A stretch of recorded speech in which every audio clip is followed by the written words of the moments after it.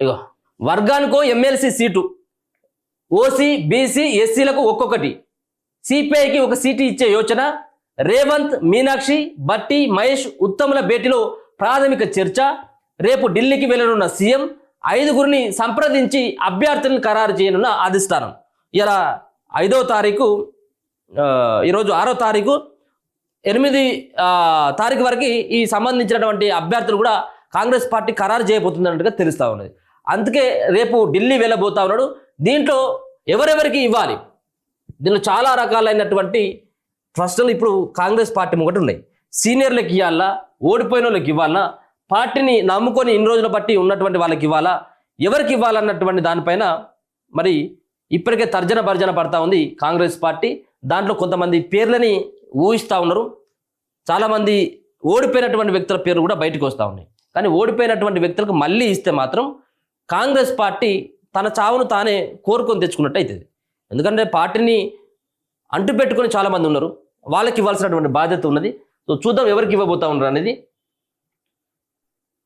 MLA కోట MLC ఎన్నికలకు అభ్యర్థుల ఎంపిక విషయంలో సామాజిక సమతుల్యత పాటించాలని కాంగ్రెస్ పార్టీ యోచిస్తుంది.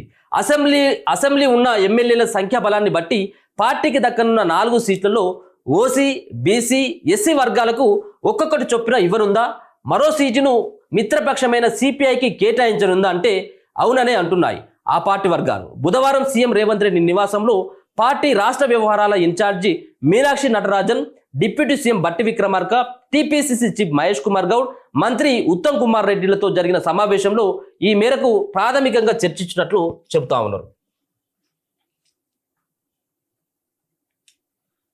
ఎన్నికల ముందు సిపిఐకి ఇచ్చిన హామీ మేరకు ఒక సీటును వారికి కేటాయించాల్సి రావచ్చంటూ అధిష్టానం నుంచి సంకేతాలు రావడం, ఎమ్మెల్సీ ఎన్నికలకు నామినేషన్లు దాఖలకు తుది గడువు దగ్గర పడుతున్న నేపథ్యంలో అభ్యర్థుల ఎంపికకు సంబంధించి వీరు భేటీ అయ్యారు. కాగా పార్టీ రాష్ట్ర వ్యవహారాల ఇన్ఛార్జ్ హోదాలో తొలిసారి తన నివాసానికి వచ్చిన మీనాక్షి నటరాజన్ను సీఎం రేవంత్ రెడ్డి కండువ కప్పి సన్మానించారు. అనంతరం ఎమ్మెల్సీ అభ్యర్థిత్వం కోసం వచ్చిన దరఖాస్తులను పరిశీలించి ఎంపికకు నిర్ణయించాల్సిన మార్గదర్శకాలపై చర్చించారు.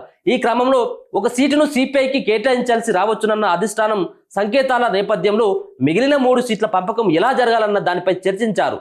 ఓసీ బీసీ ఎస్సీలకు ఒక్కో సీటు కేటాయించాలని ప్రాథమికంగా అవగాహనకు వచ్చినట్లు సమాచారం. అయితే మైనార్టీలకు ఒక సీటు కేటాయించాలన్న అంశంపైన కొంత చర్చ జరిగినట్లు తెలుస్తుంది. కానీ ఈ అంశంపై తుది నిర్ణయానికి రాలేదని సమాచారం. ఢిల్లీకి పిలిపించి చర్చలు. శుక్రవారం ఇండియా టుడే ఆధ్వర్యంలో జరిగే ఓ కార్యక్రమంలో పాల్గొనేందుకు సీఎం రేవంత్ రెడ్డి ఢిల్లీకి వెళ్తున్నారు.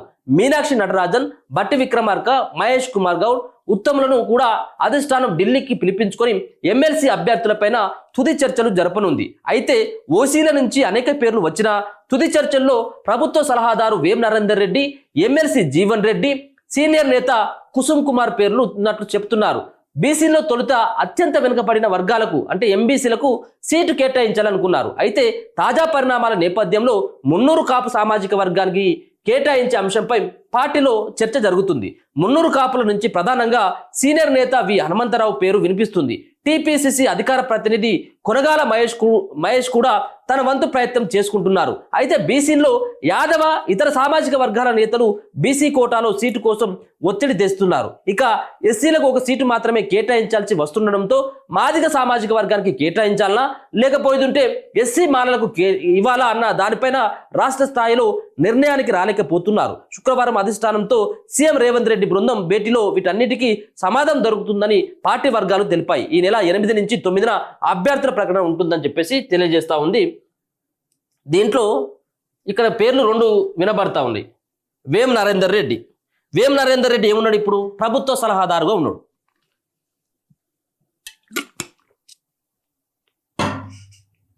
ప్రభుత్వ సలహాదారుగా ఉన్నప్పటికీ ఒక ముఖ్యమంత్రిగానే పనిచేస్తూ ఉంటాడు ఆయన.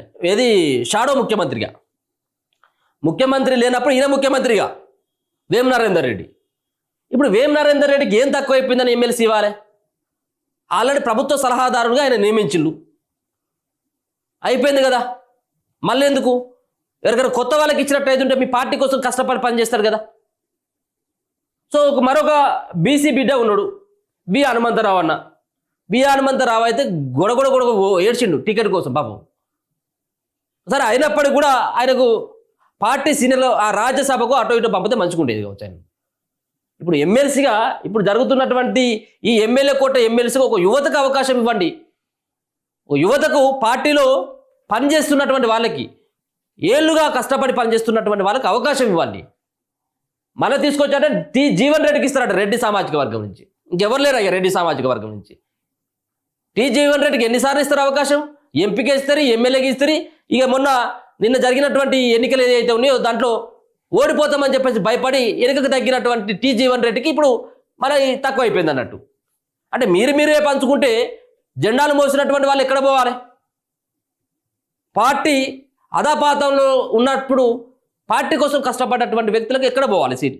మీరు ఇచ్చేటువంటి మీరే పంచుకుంటే చాలామంది వస్తాయి కావచ్చు, ఇగ వస్తాయి కావచ్చు, అగ వస్తాయి కావచ్చు, ఇప్పుడు వస్తాయి కావచ్చు, అప్పుడు వస్తాయి కావచ్చు అని చెప్పేసి కళ్ళు కాయలు కాసేలాగా గాంధీ భవన్ చుట్టూ తిరుగుతూ ఉన్నారు. వాళ్ళకు పంగనామాలు పెట్టాలి. ఇదంతా ఏదో గందరగోళమైనటువంటి పరిస్థితి. ఇప్పుడు అంతా కూడా ఈ రాకపోయినా బాగుండరు ఆయన అని చెప్పేసి అనుకుంటా ఉంది కాంగ్రెస్ పార్టీ. ఇప్పుడు ఏ విధంగా పంపకాలు చేయాలో అర్థం కాదు. ఉన్నాయి 3. ఇప్పుడు బీసీకి ఒకటి, ఎస్సీకి ఒకటి, ఓసీకి ఒకటి. మరి మైనార్టీలు ఎక్కడ పోవాలి? మరో పక్కన ఇప్పుడు మాల సామాజిక వర్గం నుంచి అద్దంకి దయాకర్ గారికి ఇవ్వాలి అని చెప్పేసి కాంగ్రెస్ పార్టీ భావిస్తూ ఉన్నది. ఆయనకి ఇస్తే ఇప్పుడు మాదిగ సామాజిక వర్గం ఊరుకునేటట్లేదు. ఇప్పటికే పేరుంది కాంగ్రెస్ పార్టీలో మాలలకే ఎక్కువ ప్రాధాన్యత ఇస్తుందని. ఆయనేమో అద్దంకి దయాకర్ గారేమో చాలా ఏళ్ళుగా పార్టీ కోసం కష్టపడి పనిచేస్తూ ఉన్నారు. మరి ఇప్పుడు ఇవ్వకపోతే ఇంకెప్పుడు ఇస్తారు? ఇవ్వాల్సిందే ఆయనకు. మరో పక్కన చాలామంది ఉన్నారు, బీసీలకి చాలామంది ఉన్నారు ఏళ్ళుగా కష్టపడుతున్నటువంటి వాళ్ళకి. మీ ఓసీలకు ఇంకేం తక్కువైంది? ఇప్పటికి ఏందా మంత్రివర్గంలో ఉండ్రి, ఎమ్మెల్యేలు ఉండ్రి, లాస్ట్కు ఉన్నటువంటి గ్రామ స్థాయిలలో కూడా మీరు రెడ్డిలో ఉంటుంది. బీసీలకు అవకాశం వదిలిపెట్టి రాదండి. ఒకవేళ ఓసీలకు ఇవ్వాలనుకున్నట్టు ఇంకా చాలామంది ఉన్నారు ముందు వరుసలో, వాళ్ళకి ఇవ్వండి.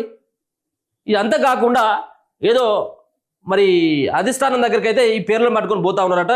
మాతో కాదుగా మీరు తెలిచండిగా మళ్ళీ అక్కడికి పోయి అదేది అధిష్టానం గ్రీన్ సిగ్నల్ ఇస్తే అవి ఆ పేర్లు పట్టుకురావాలన్నట్టు.